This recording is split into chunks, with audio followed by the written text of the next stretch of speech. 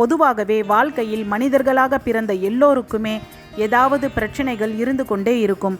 எந்த முயற்சியும் செய்யாமல் பிரச்சனையாக வருகிறது என்று யோசித்து கொண்டிருப்போம்.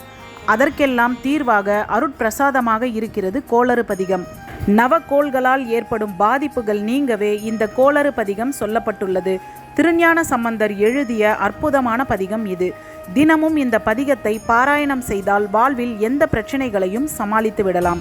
வேயுரு தோழி பங்கன் விடமுண்ட கண்டன் மிக நல்ல வீணை தடவி மாசரு திங்கள் கங்கை முடிமேல் அணிந்தேன் உளமே புகுந்த அதனால் ஞாயிறு திங்கள் செவ்வாய் புதன் வியாழன் வெள்ளி சனிப்பாம்பிரண்டும் உடனே ஆசரு நல்ல நல்ல அவை நல்ல நல்ல அடியாரவர்க்கு மிகவே என்று முடியும் இந்த பதிகத்தில் வேயுரு தோழி பங்கன் என்று முதல் பாடலின் விளக்கம். எம்பெருமான் மூங்கிலை போன்ற தோள்களை கொண்டவர்.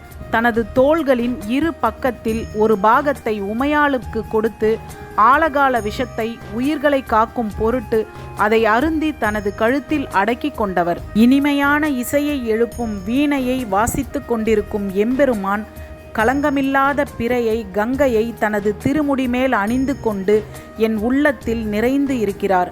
அதனால் அவருடைய சிவ சிந்தனையில் நான் இருக்கும்போது சூரியன் சந்திரன் செவ்வாய் சுக்கிரன் புதன் குரு சனி மற்றும் பாம்பிரண்டும் உடனே, அதாவது ராகு கேது என்று 9 கோள்களும் ஒரு குற்றமும் இல்லாதவையாக சிவனடியாருக்கு என்றும் நல்லதையே செய்யும் என்று இந்த பாடல் விளக்குகிறது.